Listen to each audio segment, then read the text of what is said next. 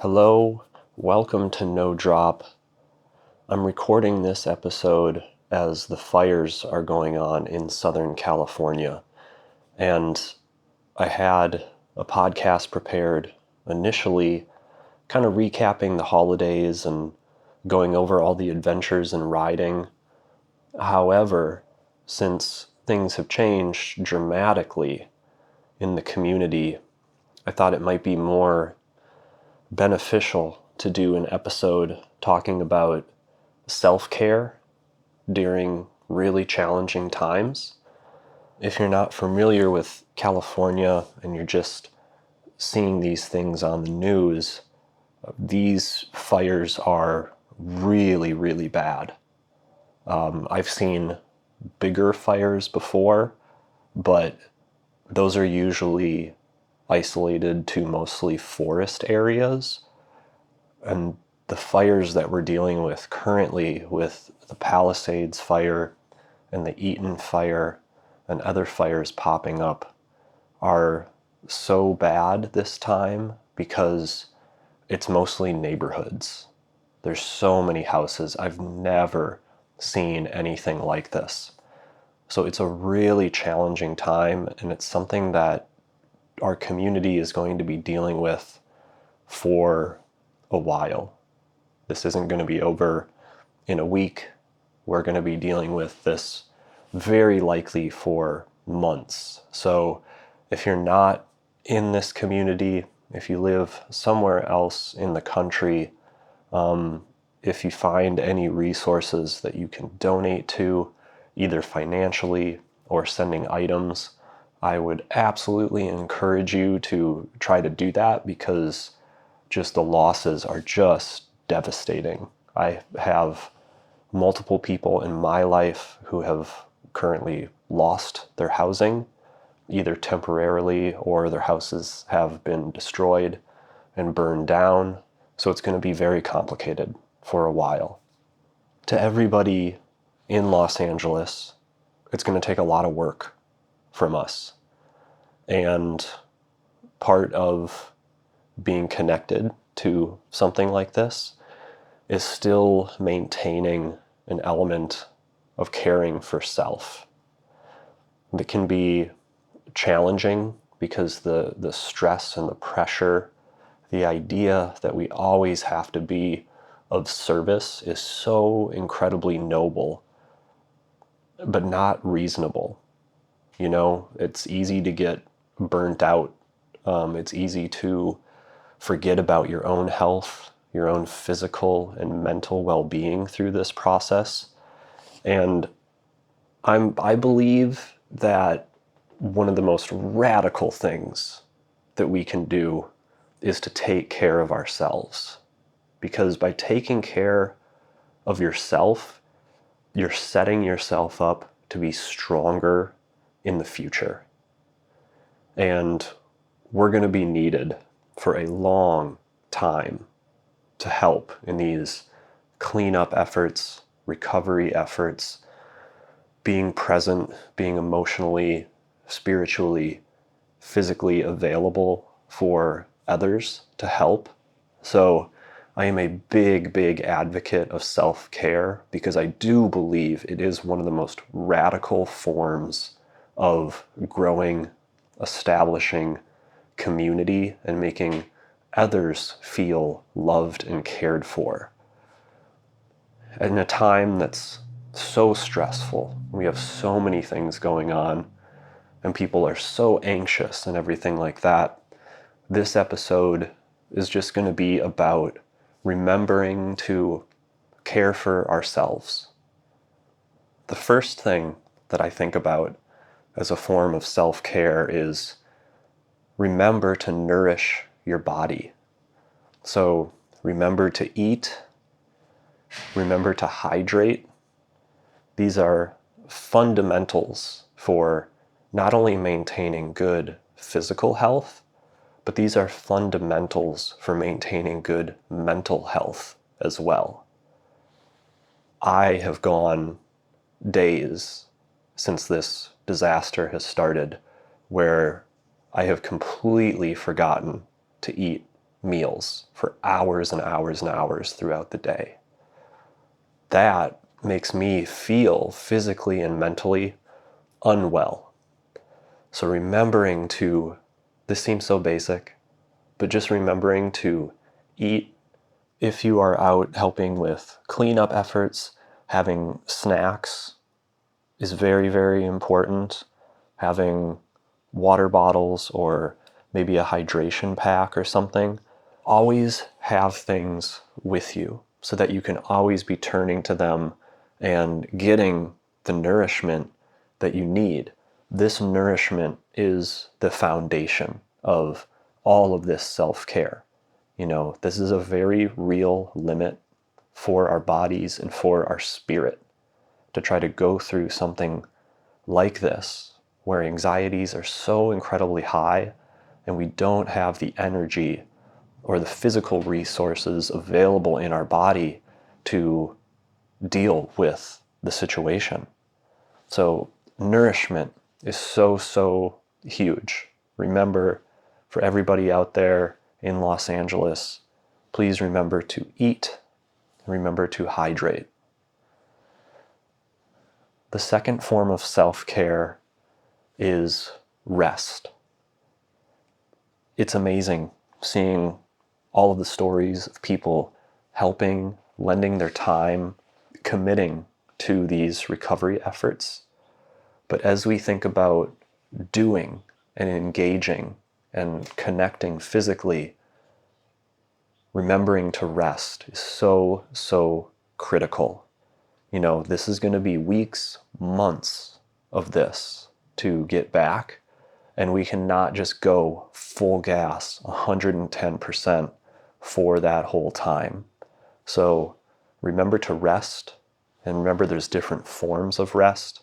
So remember to rest throughout the day. Remember to get good sleep.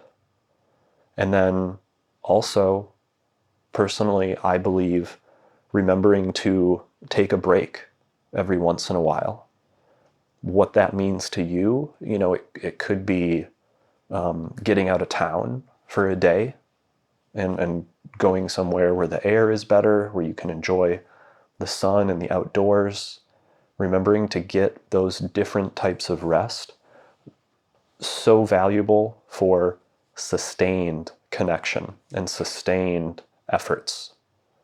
The third form of self-care is very pertinent to this particular situation. We are being bombarded with Instagram stories, posts on Reddit, the news, the media. Remembering to tune out every once in a while.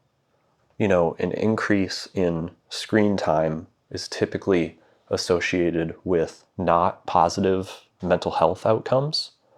And it's really important that we stay informed. And I struggle with this a lot. I love the idea that I could be totally informed at all times.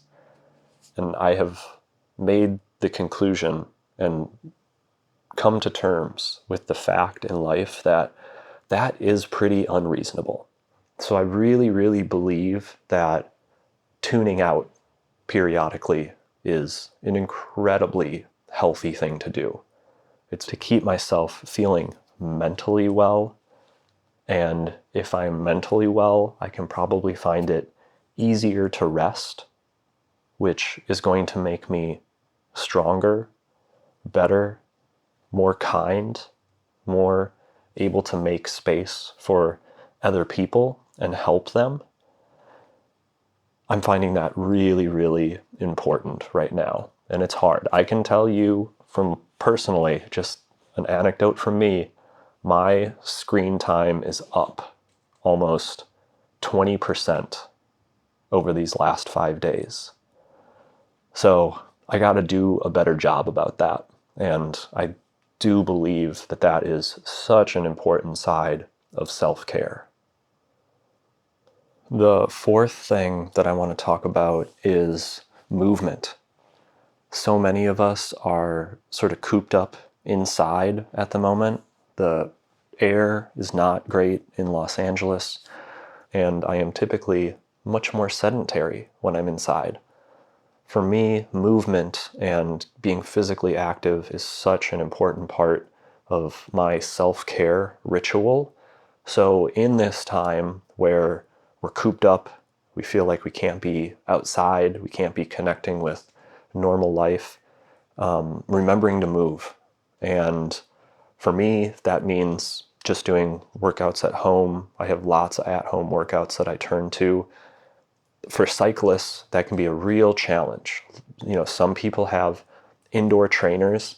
Rock that indoor trainer as much as you can. For people who don't, find like a YouTube video that goes through some basic strength exercises.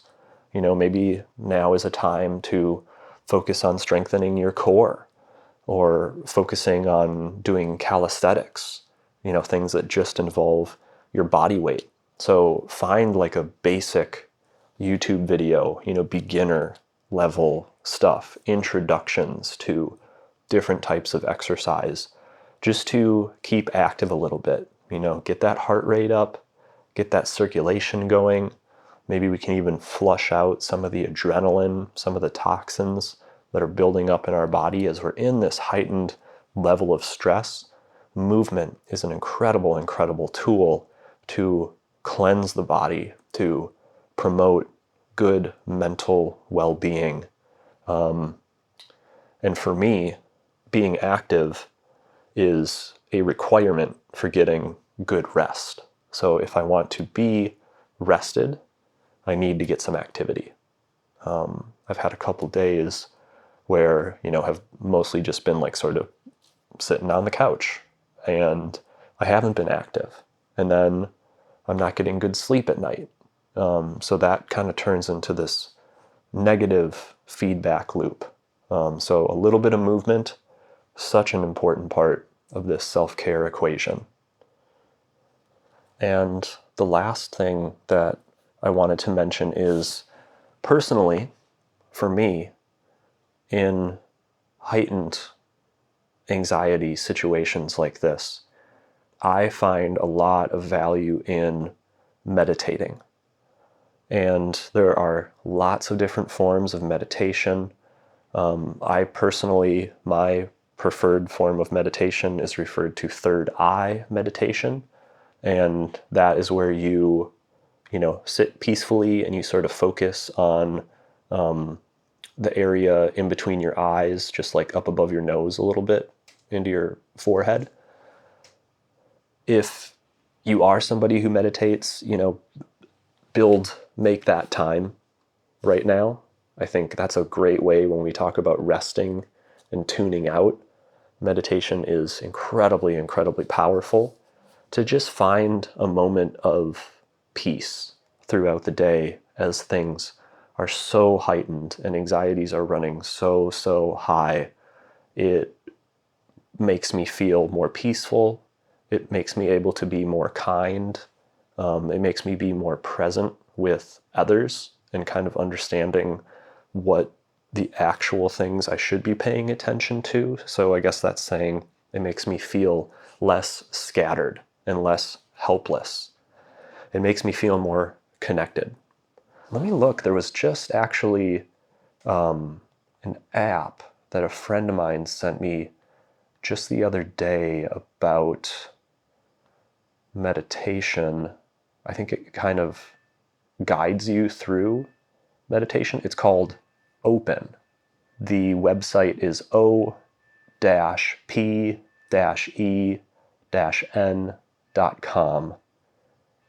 And I don't know if they have I haven't checked it out yet, but I don't know if they have like a free thing, a trial, or if it's like a pay-for situation. But I know there are multiple apps that can sort of help with meditation. There are YouTube videos that can take you through guided meditation, different forms. But if you're not somebody who meditates, just kind of making some time, a couple minutes is a really good place to start. 2 to 5 minutes to sit, close your eyes, focus on your breathing, set an alarm for 2 to 5 minutes. That's a wonderful, wonderful starting point. You do not have to meditate for 30 minutes to an hour. That's a pretty advanced place to be. Typically, when I meditate, it's maybe 12 to 15 minutes, and it's just huge. It's such an interesting form of rest, and scientifically, they say that meditation next to sleep, meditation is one of the healthiest things that you can do for your brain, which huge benefits to mental health there as well. So this episode, I want to keep it short because I don't believe self-care is incredibly complicated. I just believe we have to be intentional and remember these very, very basic things, not forgetting to eat. Seems so simple. But when things get stressful in life, that can sometimes be the very first thing that falls to the side. To everybody in Los Angeles, stay strong, practice self-care, let's show up for each other. If you're dealing with loss at the moment, my heart really goes out to you, and hopefully there's a community there to help you out. You have resources available to you. There is also, I will put this in the podcast notes, but there is an agency called Mutual Aid Network, LA. They have a huge list on their website.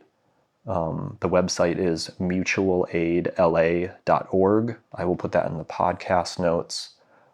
They have a spreadsheet that has a ton of resources. So whether you are in need of resources and in need of help, or if you're looking to make donations or volunteer, this website could potentially be a huge, huge help.